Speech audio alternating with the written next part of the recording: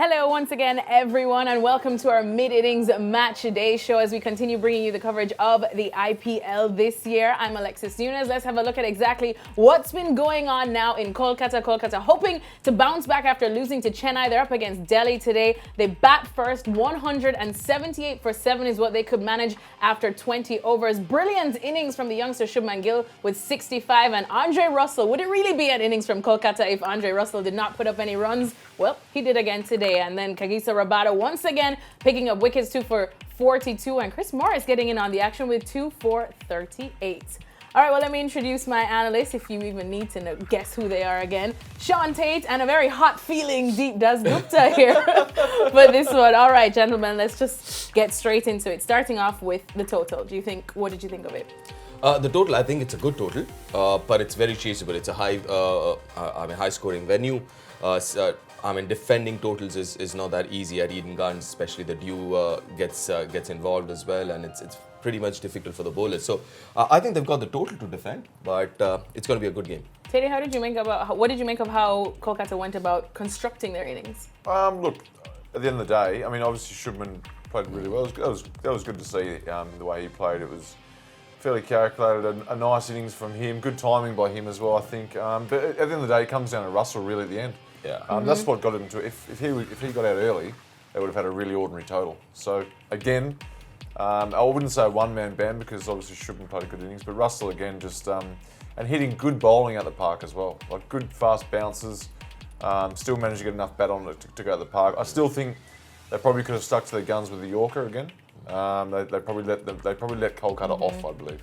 Yeah, we were watching that over, and you mentioned how he bowled 2 short balls, went for 2 sixes, and the 2 other Yorkers you mentioned. 3 runs, I think, or 3 Yorkers went for about 3 or 4 runs. Yeah. So, yeah, I mean, you don't want to be. Obviously, there's that thing about being too predictable, but at the end of the day, I mean, if you give him room to swing the bat, Russell, there's every chance he's going to go for 6. All right, well, before we go into more detail about Andre Russell's innings, let's start off with Shubman Gill's innings, Dee, because you had tweeted that it was so good to see him finally up the order, and he really did not disappoint. Oh, he did not. I mean, chances are he will not disappoint more often than not, because he's such a class act, that youngster. He's got everything in him. And he's like slightly built, but he's got that gift of timing. It's so brilliant. He went at 166, 167 strike rate without really looking as if he's going after the bowler. That's his class, that's his talent that he's got. I think, if you have someone like Shubman Gill, you're wasting that talent batting him at number 6, 7. I mean, he needs to bat top of the order. Is that what you thought, Teddy? Absolutely, and especially in that batting lineup, they need someone like him up the top of it.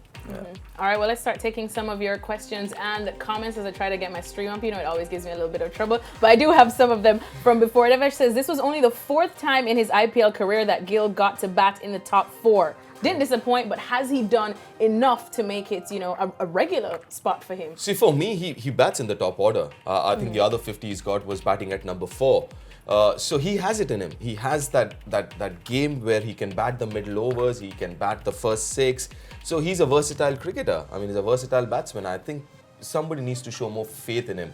I mean, the KKR team management needs to show more faith in him. Is it almost time for KKR to go, righto, let's look for the next 3, 4 future, basically, and go, here's a number 3, or lock him in and put Otapa down and put DK down a bit, and then just say let's literally build our batting order around Shubman Gill. Is that jumping the gun, or is that? No, absolutely not. That's not even if you look at KKR's pick this year in the auction, they've picked up a lot of youngsters. So obviously, back of their mind, they're also looking at the future as well.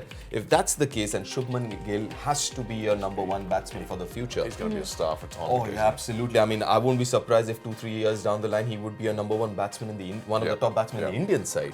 So, I mean, for KKR, he is your future, as far as batting is concerned. Well, interesting that you should say on Teddy's point as well. Ankit says, Kolkata still have not sorted it out. No need for makeshift openers. Put Gill and Utapa in there, opening and DK at number 3 and Rana at number 4. They're just not doing it right.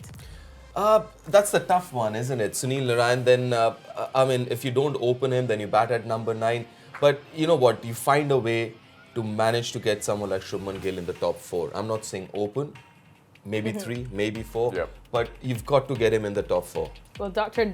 Joshua Joe says, hashtag ask deep. You have your own hashtag deep. Well, he says, should Gill open always? Any day, he's a far better batsman, in my opinion, than Narayan to be wasted. You know what? That's not a bad idea. Someone like, even if you open with Sunil Narayan, open with Shubman Gill. I mean, why does it have to be either Narayan or Yeah, I mean, let's Chris Lynn bat at number 3 or something like that. I mean, if you have someone like Shubman Gill and also you want to utilize Sunil Narayan's power hitting top, let both of them open. All right, well, Ashok says Delhi started bowling slower balls from the 10th over. Is that because they didn't want to face the Russell muscle? Yeah, I didn't mind it. I thought they bowled quite well, to be honest. I liked the way they went about things. It was just at the end again. I mean, Russell, it wasn't a horrific death bowling performance. It's just that Russell got a hold of those short balls. And you know, Rabada's bowling those bounces against a lot of batsmen. They're probably not hitting them for 6, but Russell's a different level. And when they bowled it full, they got it right. And I think some of their change of pace was actually quite good. It wasn't too bad. I don't know what you think, Deep, but I think Morris bowled pretty well. You know. Yeah, I mean, if you look at a 180 game, and you look at the two main batsmen, Shubman went at 166, 170, which is 8 and over. You've got Russell, who got a 42, 45, but 200, which is 200. I thought the bowlers have done well. If your two top batsmen are going at 200 and 170 odd, and then they end up getting 170 odd, which I think is good bowling then. We'll take more of your comments. Yash says Shubman Gill's shots feel like cheese on a pizza. Yeah. What do you guys think? Assuming that you like cheese. Yeah. Smooth. Oh, mozzarella. Yeah. Oh, mozzarella. He's good to watch. There's no doubt about that. He looks like a likeable lad as well. I don't know him from that Yes, all, he is. He just is. looks Good head on like his shoulders, yeah. a likeable guy. Yeah, he is actually. I mean, there's no two ways about it. I mean, and he's one guy who can play all three formats. All right, he made his debut for Punjab in first class cricket. He's got, I think, 200 or 300s in his first 5 games. So there's a lot to expect from him. I think he's one to watch out for the future. All right, taking this comment now, slightly switching the conversation from Keval, a little bit more critical. He says, just because he's a senior player, is that sort of innings acceptable from Uthappa? That strike rate on a belter of a wicket, is it okay? It's okay if you don't connect, but I feel like he didn't even show much intent. Look, this is going to be harsh. That's where I think okay, there's still a place for Robbie there, but I just think this isn't time now to move past maybe that sort of thing. I think Shubman Gill at number 3. You know, that's and maybe sort of start shifting Uthappa down a bit. Unless there's no place for him down the order. What do you think about this? You play Brathwaite on surfaces like these, and you don't play Chris Lynn. You play Brathwaite. You play Brathwaite. You play Andre Russell, and you've got Lockie Ferguson back in, and not play Chris Lynn in the top of the order. I mean, you focus on the middle where you need power hitters. Maybe Brathwaite makes way for Sunil Narayan on Turners. I mean, something like that. I mean, and just not worry about opening with Chris Lynn or someone else. Just look at Shubman. What do you do with Robbie Uthappa? Robbie at 3. Leaving there? Yeah, I mean, as of now, I agree with you. As of now, I think he's still got a lot to offer. It's just that at times you need to keep reminding Robbie from time to time his role. You know, at times he might get sucked into his own bubble. That does happen with him. So from time to time, you've got to shake him up a bit and say, listen, you know what? This is your role.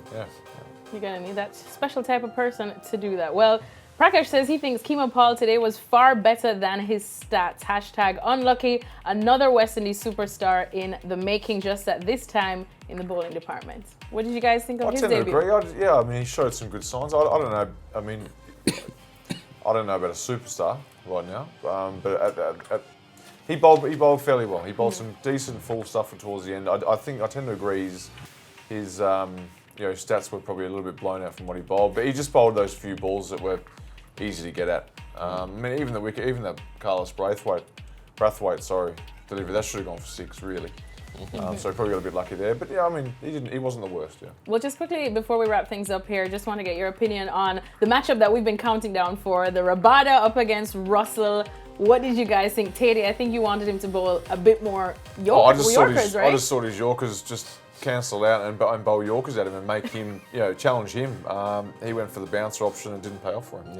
Yeah. I mean, so true. I mean, and he got his Yorkers almost spot on. Almost When spot he on. bowls them, they're quite Yeah, I mean, just back yourself. I mean, you don't have a better delivery than a Yorker. Let's put it this way. I mean, if you're getting it right on your day, you might as well go for all 6. But that's the key, getting it right. We've seen Well, that you can go and terribly when wrong. he actually attempted it, he bowled at that pace as well. Low full toss is quite a good delivery. So, but then when he went to short ball, I mean, Russ just threw the bat at him. And, yeah. All right, well, quick time for some predictions, guys. We're letting you change it if Tough you now. want to. Now that we're in the mid-innings from what you've seen. Listen, this total is very chaseable. This is chaseable, but again, it's a good total. Chaseable, it's difficult to. I don't know. It's tough now. It's tough, yeah. This now makes for a good game. Yeah. Like I'm gonna stick with Delhi just because I like them. But it's look, I mean, Kolkata put You know themselves what, right in the game now. I actually wouldn't mind actually backing Delhi again myself. Yeah. Okay, all right. Both of you going for the upset support to Kolkata fans. Unfortunately, these guys are not picking a win for you guys today. But thank you so much for sending in all of your questions and comments. It seems like we have quite the game on our hands. We'll see exactly how it maps out. And make sure to join us again for our post-match show after it's all said and done.